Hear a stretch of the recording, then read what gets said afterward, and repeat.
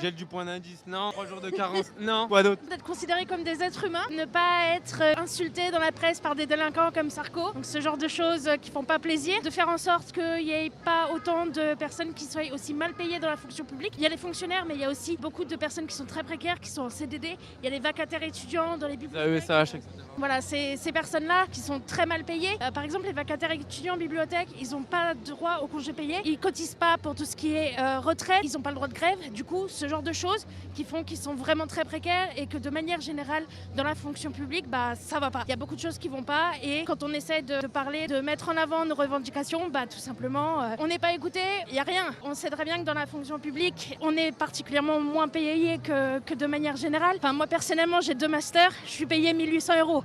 Dans le privé, ce ne serait pas le cas. Nous, on travaille dans la recherche, donc on est dans une bibliothèque, donc on travaille avec le HESS, le CNRS, des grands centres comme ça. On forme les esprits qui vont ensuite faire évoluer tout ce qui est recherche de manière générale, qui vont faire évoluer le pays et la planète. Et si nous, on n'est pas là pour les aider, ces personnes-là, elles vont pas évoluer. Donc, la fonction publique, c'est pas juste les profs, c'est pas juste les soignants, il y a aussi beaucoup de métiers annexes qui font que la France, elle marche, elle fonctionne